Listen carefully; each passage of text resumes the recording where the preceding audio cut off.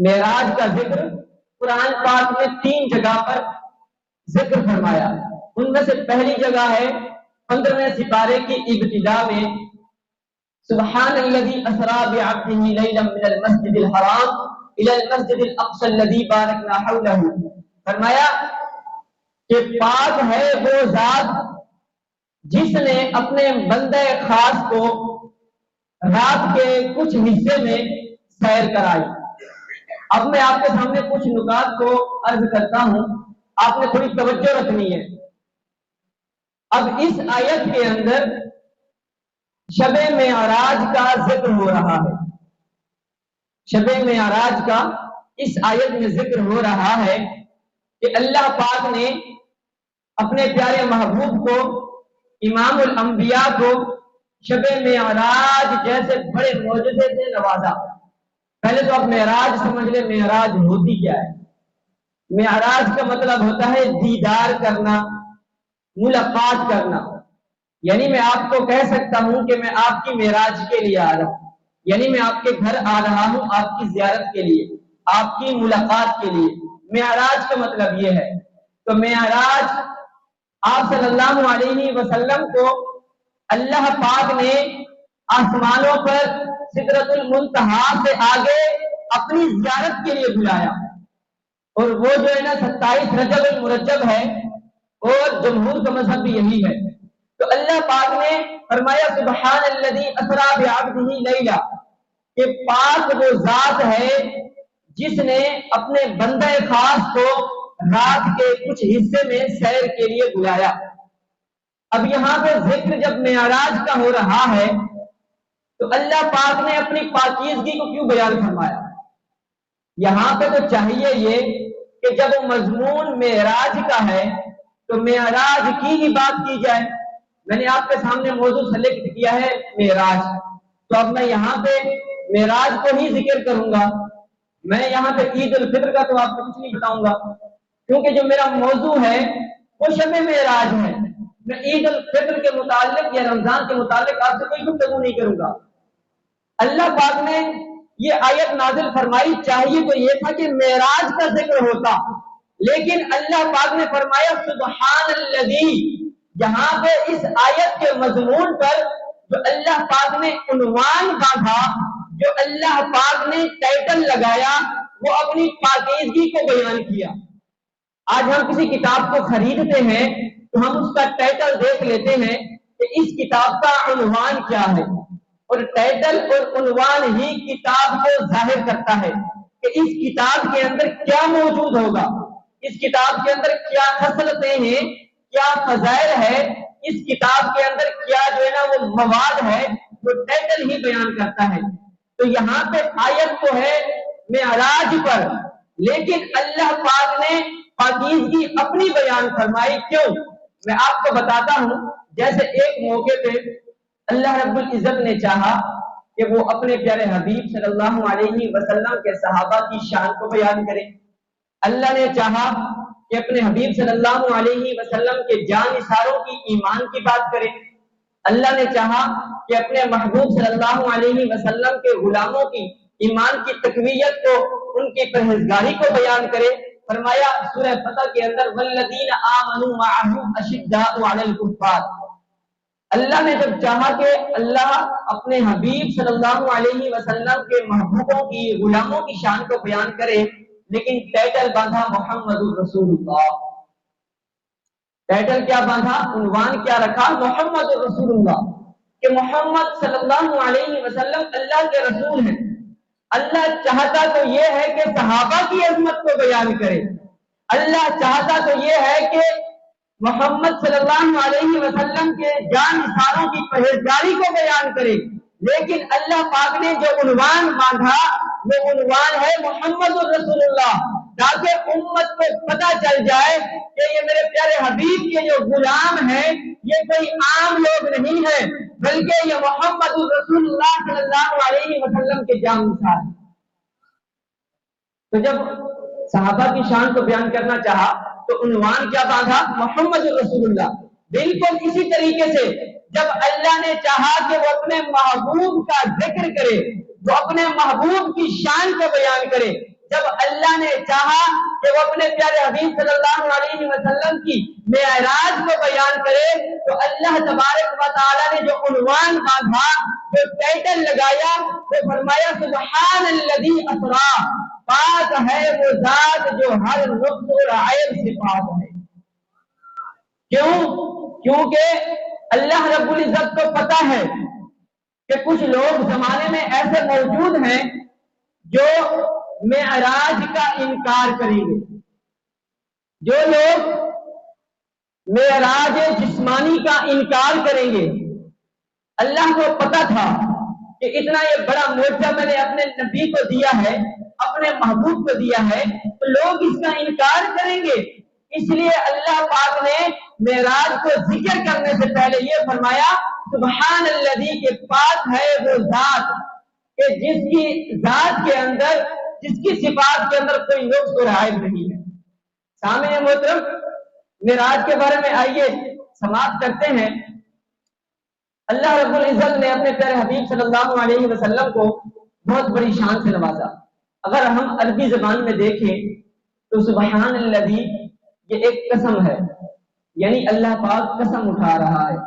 جیسے آج آپ اور میں تنازع ہو جائے، بیٹھے ہوں، قسم کھا لیتے ہیں، تو یہاں پہ اللہ پاک نے قسم کھائی ہے، سبحان الذی، اللہ پاک نے قسم اٹھائی، اور یہ کوئی چھوٹی موٹی قسم نہیں ہے۔ یہ جتنی بھی دنیا کائنات کے اندر قسمیں ہیں، سب سے بڑی جو قسم ہے وہ اللہ پاک نے یہی فرمایا سبحان الذی، یہ سب سے بڑی جو نا قسم ہے، اس کے اوپر کوئی بڑی قسم نہیں ہے۔ اللہ پاک نے قسم کیوں فرمایا؟ اللہ چاہتا تو ایسے ہی بیان کر دیتا۔ اب دیکھیں، جو قسم کھائی جاتی ہے وہ بڑی بات پہ کھائی جاتی ہے، چھوٹی موٹی بات پہ تو قسم کھائی نہیں جاتی ہے۔ اب یہاں پہ قاری صاحب میرے پاس پانی لے آئے تو میں کہوں گا یہ پانی ہے، تو آپ کہیں گے یہ نہیں پانی نہیں ہے، یہ شربت ہے، تو بات اس چھوٹی سی بات پہ میں قسم نہیں اٹھاؤں گا کیونکہ یہ چھوٹی موٹی بات ہے۔ تو اللہ پاک نے سبحان الذی کے اندر یہ جو قسم اٹھائی ہے کہ پاک ہے وہ ذات، اور یہ تمام قسموں سے بڑی قسم ہے تاکہ لوگوں کو پتہ چل جائے، قیامت تک جو لوگ آئیں گے وہ معراج کا انکار کریں گے، تو اللہ پاک بتانا چاہتا ہے کہ یہ قسم کے ذریعے سے کہ میں نے اپنے حبیب کو بیداری کی حالت میں جاگتے ہوئے رات کے کچھ حصے میں نے اپنے حبیب کو سر کی آنکھوں سے، اپنے حبیب کو میں نے جو ہے نا شب معراج پر اپنی زیارت کرائی ہے تاکہ لوگوں کو پتہ چل جائے۔ یہاں پہ اللہ پاک نے قسم کھا کے بیان فرمائی۔ سامعین محترم، کچھ لوگ آج اس بات کے قائل ہیں کہ آپ صلی اللہ علیہ وسلم کو جو معراج ہوئی تھی وہ خواب کے اندر ہوئی تھی۔ اب میں اسی قسم کے لحاظ سے آپ کو بتاتا ہوں، خواب انبیاء کو آتے رہتے ہیں۔ آپ نے پڑھا ہوگا کہ یہ وحی جو ہے نا خواب کو بھی کہا جاتا ہے۔ اگر یہ شب معراج، حضور کو جو معراج ہوئی، اگر یہ خواب ہی ہوتا تو یہ اللہ کے نزدیک چھوٹی سی بات ہے۔ خواب کے اندر اپنے حبیب کو زیارت کرانا یہ اللہ کے یہاں چھوٹی سی بات ہے، اور اگر یہ خواب ہوتا تو اس چھوٹی سی بات پر اللہ پاک اپنی ذات کی قسم نہ کھاتا۔ ہم کہتے ہیں کہ سبحان الذی، اللہ پاک نے قسموں کی قسم کھائی، اور یہ قسم اس بات پہ دلالت کر رہی ہے کہ جو آپ صلی اللہ علیہ وسلم کو معراج کرائی گئی وہ ایک خواب نہیں تھا، بلکہ اللہ تبارک و تعالی نے آپ کو حقیقتاً بیداری کی حالت میں اپنی زیارت کرائی، اور یہ دلالت کر رہے ہیں۔ اللہ پاک خود قسم کھا رہا ہے، جیسا کہ علامہ سعد الدین سبتزانی رحمۃ اللہ تعالی علیہ فرماتے ہیں سبحان الذی اسری بعبدہ۔ میں آپ لوگوں سے سوال کرتا ہوں کہ بندہ کسے کہا جاتا ہے؟ اللہ نے فرمایا بعبدہ، اپنے بندے خاص کو سیر کرائی گئی۔ بندہ کسے کہتے ہیں؟ ہمارے معاشرے کے اندر جب کوئی بندہ مر جاتا ہے، آپ نے مرنا ہے، میں نے مرنا ہے، جب کسی کے جسم سے روح نکل جاتی ہے تو اسے کیا کہا جاتا ہے؟ اسے کیا کہا جاتا ہے؟ میت کہا جاتا ہے۔ جب کوئی بندہ مر جاتا ہے تو اس کو میت کہا جاتا ہے، لوگ اس کو بندہ نہیں کہتے، کہتے ہیں یہ میت ہے۔ کیونکہ اس کے جسم سے روح نکل چکی ہے۔ علامہ سعد الدین تفتزانی، یہ جو آج کے بزرگ نہیں ہیں، علامہ سعد الدین تفتزانی رحمۃ اللہ تعالی علیہ جو شرح عقائد النسبیہ کے جو ہے نا وہ مصنف ہیں، اور آپ کو پیارے آقا صلی اللہ علیہ وسلم کی زیارت بھی ہوئی۔ علامہ سعد الدین تفتزانی کو خواب کے اندر پیارے آقا صلی اللہ علیہ وسلم کی زیارت ہوئی، اور اس طریقے سے کہ آپ جب طالب علم تھے، آپ جو پڑھتے تھے آپ کو بھول جایا کرتا تھا، اور جو آپ کے کلاس فیلو تھے وہ علامہ سعد الدین تفتزانی پہ ہنسا کرتے تھے کہ تجھے کچھ یاد نہیں ہوتا۔ تو حضور خواب میں تشریف لے آئے اور فرمایا اے سعد الدین تفتزانی کیا ہوا؟ عرض کرنے لگے حضور جو یاد کرتا ہوں بھول جاتا ہے، کچھ سمجھ ہی نہیں آتا۔ تو حضور نے فرمایا کہ منہ کھولو۔ حضور نے اپنے منہ کے اندر ہاتھ ڈالا، لعاب دہن نکالا، سعد الدین تفتزانی کے منہ میں ڈالا۔ اللہ تبارک و تعالی نے اتنے علوم ڈالے، اتنے علوم آپ نے جو ہے نا پھر اس لعاب دہن سے سیکھے برکت سے، کہ علامہ سعد الدین تفتزانی نے جو پھر جو ایک کتاب لکھی تو پھر 10 جو ہے نا علماء کرام اس کتاب کو سمجھتے تھے۔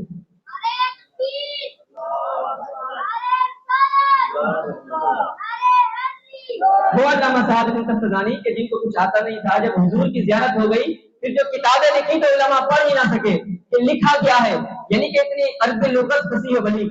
علامہ صاحب الدین تفتزانی لکھتے ہیں کہ حضور کو جو معراج ہوئی، لفظ آیا بعبدہ کہ اپنے بندے خاص کو بندہ کہا جاتا ہے کسے؟ جس کے اندر روح بھی موجود ہو اور جسم بھی موجود ہو۔ اگر ہم کہیں کہ حضور کی جو روح نے معراج کی تو پھر بھی عبدہ کا لفظ جو ہے نا وہ باطل ہو جائے گا۔ بندہ کسے کہا جاتا ہے؟ جس کے اندر روح بھی موجود ہو، عقل بھی موجود ہو اور جسم بھی موجود ہو۔ تو اس آیت سے ہمیں پتہ چل رہا ہے کہ اللہ تبارک و تعالیٰ نے جو اپنے حبیب کو معراج کرائی ہے وہ جسم کے ذریعے سے اور جسم کے ساتھ کرائی ہے۔ جو لوگ کہتے ہیں کہ آپ کی روح کو کرایا گیا، ان کا عقیدہ باطل ہو گیا۔ اور سامعین محترم، یہ معراج اللہ رب العزت نے اپنے پیارے حبیب صلی اللہ علیہ وسلم کو بڑے معجزے سے نوازا۔ ہمیں اس بات سے بھی ہمیں پتہ چل گیا کہ جو معراج ہے یہ آپ صلی اللہ علیہ وسلم کو جاگتے ہوئی کرائی گئی، اور آپ کے جسم کو کرائی گئی، یہ آپ کی روح کو نہیں کرائی گئی، اور بلکہ جو آپ کو کرائی گئی ہے یہ خواب نہیں تھا بلکہ حقیقت تھا۔ آئیے آگے بڑھتے ہیں۔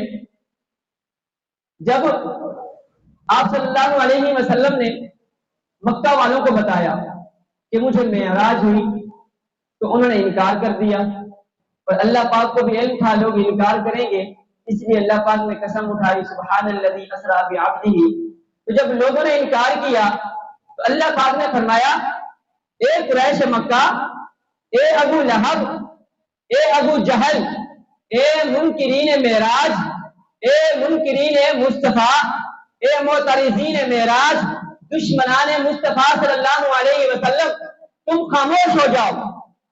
جب اللہ پاک نے مکہ والوں کو خاموش کیا اور مکہ والے خاموش ہو گئے تو اللہ پاک نے فرمایا سبحان الذی اسری بعبدہ لیلا، کہ وہ پاک ذات ہے جس نے اپنے بندہ خاص کو ایک رات کے لمحے میں اپنی زیارت کے لیے مشرف فرمایا۔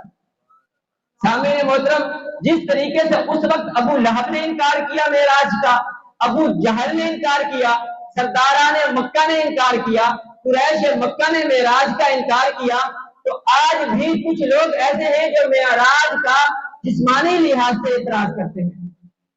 اللہ پاک نے ان کا رد فرما دیا۔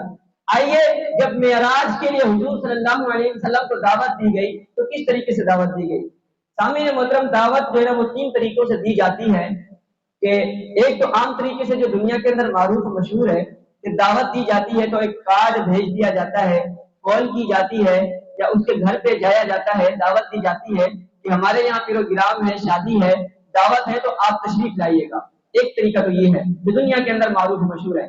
دوسرا طریقہ دعوت دینے کا یہ ہے کہ جب کسی کو دعوت دی جاتی ہے تو اس کے ساتھ ایک خاص بندہ بھی بھیجا جاتا ہے تاکہ دعوت دینے والے کو، جس کو دعوت دی جا رہی ہے، تھوڑی اس کی شان اٹھے، اس کی عظمت بیان ہو۔ تو دوسرا طریقہ کیا ہے؟ دعوت بھی دی جاتی ہے، کارڈ بھی دیا جاتا ہے، ساتھ میں ایک خاص بندے کو بھی لے جایا جاتا ہے تاکہ جس کو دی جا رہی ہے اس کی عظمت بیان ہو۔ تیسرا طریقہ کیا ہے؟ جو جس طریقے سے ہمارے پیارے آقا صلی اللہ علیہ وسلم کو دعوت دی گئی تیسرا طریقہ یہ ہے کہ کوئی خاص رہنما ہوتا ہے، کوئی خاص بندہ ہوتا ہے، سردار ہوتا ہے، وہ خود جا کے اس بندے کو دعوت دیتا ہے کہ میرے گھر پہ آنا۔ تو ہمارے پیارے آقا صلی اللہ علیہ وسلم کو معراج کی دعوت کیسے دی گئی؟ نہ تو آپ کو اس طریقے سے بلایا گیا کہ اللہ فرشتے کے ذریعے سے حکم فرما دیتا کہ میرے حبیب کو کہو کہ معراج پہ تشریف لے آئیں، نہیں فرمایا۔ اور یہ بھی نہیں کیا کہ کسی ایک فرشتے کو بھیج دیا ہوتا کہ جاؤ میرے حبیب کو کہو کہ معراج کے لیے تشریف لے آئیں، بلکہ نہیں، اللہ پاک نے امام الانبیاء کی عظمت کو بیان کرنے کے لیے، شان کو بیان کرنے کے لیے، رفعت کو بیان کرنے کے لیے تیسرا جو طریقہ تھا وہ اپنایا۔ فرمایا کہ اے جبرائیل جو تمام ملائکہ کے سردار ہیں اور اللہ کی بارگاہ میں جو سب سے زیادہ مقرب فرشتہ ہے، جو اللہ کا جو نا مقرب فرشتہ ہے، اللہ پاک نے اسے فرمایا کہ اے جبرائیل تم جاؤ اور میرے محبوب کو لے آؤ۔ جب ہم کسی کو دعوت دیتے ہیں اس کو لینے نہیں جاتے ہیں، جب کسی کو بولتے ہیں ہمارے گھر پہ دعوت آنا، بس کہہ دیتے ہیں، لینے کے لیے اس کو نہیں جاتے۔ تو اللہ پاک نے اپنے حبیب کے لیے اتنا بڑا پروٹوکول رکھا کہ صرف یہ نہیں فرمایا کہ اے حبیب معراج پہ آ جاؤ، بلکہ نہیں، مقرب فرشتہ جبرائیل امین جو تمام ملائکہ کا سردار ہے، اللہ پاک نے اسے اپنے حبیب کی بارگاہ میں بھیجا کہ جاؤ میرے حبیب کو لے آؤ۔ ساتھ یہ ہی نہیں بلکہ فرمایا جب جا رہے ہو تو میری بارگاہ سے سواری بھی لے جاؤ۔ اللہ نے فرمایا جبرائیل جب میرے محبوب کو لینے جا رہے ہو تو پھر سواری کو بھی لے جاؤ، اور سواری بھی کوئی عام سواری نہیں، بلکہ فرمایا اے جبرائیل یہاں سے میری بارگاہ سے براق کو لے جاؤ، جب براق کو لے جاؤ تو میرے حبیب کو معراج کے لیے لے آؤ۔ پھر براق جو نا وہ زمین پہ آتا ہے، جبرائیل امین آتے ہیں، وہ ہمارے پیارے آقا صلی اللہ علیہ وسلم کو اپنے ساتھ جو نا معراج پہ لے جاتے ہیں۔ پہلے آسمان پہ جاتے ہیں، دوسرے آسمان پہ جاتے ہیں، تیسرے آسمان پہ جاتے ہیں، چوتھے پہ جاتے ہیں، پانچویں آسمان پہ جاتے ہیں، چھٹے ساتویں آسمان پہ جاتے ہیں، حتیٰ کہ سدرۃ المنتہا پہ پہنچتے ہیں۔ جبرائیل امین عرض کرتے ہیں حضور یہاں سے آگے جانے کی مجھے اجازت نہیں ہے۔ اچھا آج کچھ لوگ کہتے ہیں کہ ہمارے نبی بشر تھے، بشر کا تو ہم بھی انکار نہیں کر رہے، ہم کہتے ہیں حضور بشر بھی ہیں اور نور بھی ہیں، اور کچھ لوگ کہتے ہیں نور نہیں ہے بشر ہیں۔ تو علماء نے ایک دلیل لکھی کہ فرشتے کون ہیں، ہم چھوٹے بچوں کو سکھاتے ہیں بیٹھے ہوئے، فرشتے کون ہیں؟ فرشتے نوری مخلوق ہیں۔ تو جہاں پہ جبرائیل کہے حضور یہاں سے اگر میں 1 انچ بھی آگے بڑھا تو یہ میرے جو نورانی پر ہیں وہ جل کر راکھ ہو جائیں گے، یہاں سے آگے جانا مجھے اجازت نہیں ہے، حضور یہاں سے آگے آپ ہی تشریف لے جائیے۔